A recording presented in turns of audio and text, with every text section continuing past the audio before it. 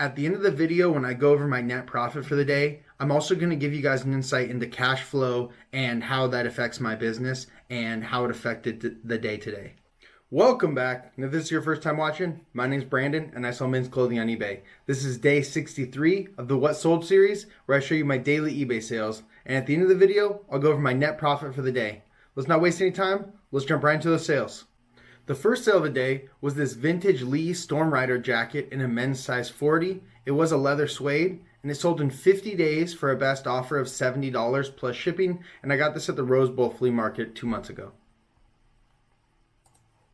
Sale number 2 was a Rain Spooner Hawaiian shirt in a men's 2XL. This one did have the Laguna Beach Hotel on it and it sold in 5 days for a best offer of $35 plus shipping. A lot of these that have specific locations on it can sell really well, so keep an eye out in those graphics and see if you can see anything specific. Sale number 3 was a Carhartt Work in Progress chambray shirt. This wasn't a men's medium. It took about 4 months to sell and it sold for a best offer of $15 plus shipping.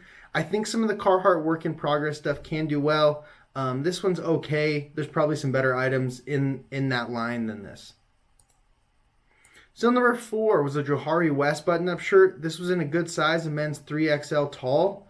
This took about 3 months to sell and it sold for a best offer of $20 plus shipping. These can sell anywhere between $20 and $30. Sale number 5 was a Pendleton flannel shirt in a men's XL. This one took 71 days to sell and it sold for a best offer of $20 plus shipping. This one did have some small flaws on it. I think it had some little holes, which are pretty normal for a lot of these.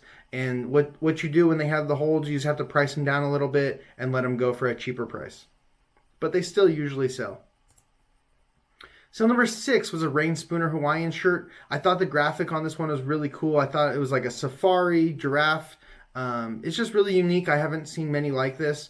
This one took 4 months to sell and it only sold for a best offer of $25 plus shipping. I was a little surprised that it didn't sell for more or a little bit quicker just because it seemed a bit more unique. But sometimes with the Rain Spooners, that's how it goes. There's so many different prints. They can't all be, huge winners. So number 7 was a Pendleton Maverick flannel shirt in a men's 2XL. This was a newer model, and at the top, right above the label that says Pendleton, sometimes it has a name. This one was called the Maverick. This one sold in 7 days for a best offer of $48 plus shipping. Sale number 8 and the final sale of the day, not that many sales today. This was a Cook Street Honolulu Hawaiian shirt in a men's XL. This took 10 months to sell and it sold for full price $19 plus shipping. This is actually a really good price to get for a Cook Street Hawaiian shirt, but it did take a while to sell. But like I said, I'm happy to get $19. Usually these sell in like the $10 to $12 range. That's it for the sales. Let's jump into those numbers. On November 2nd, we sold 8 items for a total gross sales of $321.09, giving us an average sale price of $40.14. That is a great average sale price, but we only sold 8 items and we're trying to sell 20 items every day, so that is significantly lower. As you know, the selling costs and net sales are always inaccurate. Let me show you guys what they really are. So the selling costs were $95.32. The breakdown for that is $39.17 in eBay final value fees, $48.42 in shipping labels, and $7.73 in promoted listing fees. 3 of the 8 sales came via promoted listings. If we take away the selling costs and the tax and fees collected by eBay away from the gross sales amount, that gives us our net sales of $210.55. We still need to take away our cost of goods, which is currently $11.73. So for 8 items, the total cost of goods is $93.84. If we take that away from our net sales, that'll give us our net profit for the day of $116.71. That is a good amount of net profit for only 8 items sold. But I do want to talk about one thing real quick. I want to talk about cash flow. It's not something that I see talked about by a lot of resellers on YouTube. So I am listing 20 items every single day.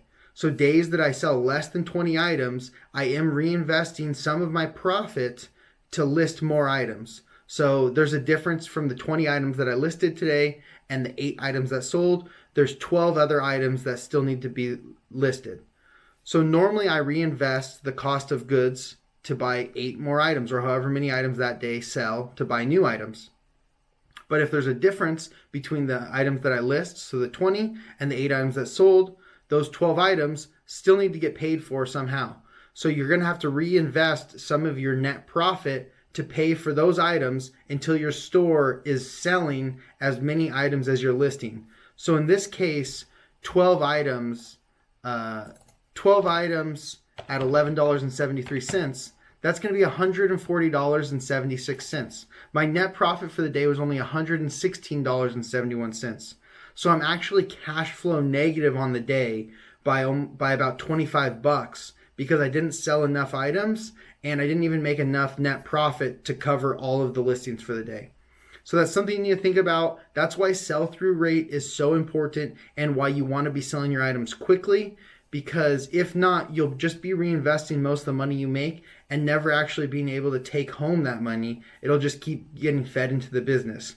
So that's why you want to get your amount that you're listing and the amount that you're selling every day as close together as possible. That way you can take home and put in your bank the most money as possible. You also need to remember this when you're growing, because when you're growing, you might take a hit in the beginning as far as money that you're actually able to take out of the business and how much you're going to have to be reinvesting the business to grow it. So that's just something to keep in mind. Like I said, I don't see it talked about a lot. If you guys have any questions about it or how I personally run it, just let me know in the comments. Thank you so much for watching. That's all I have today. Peace.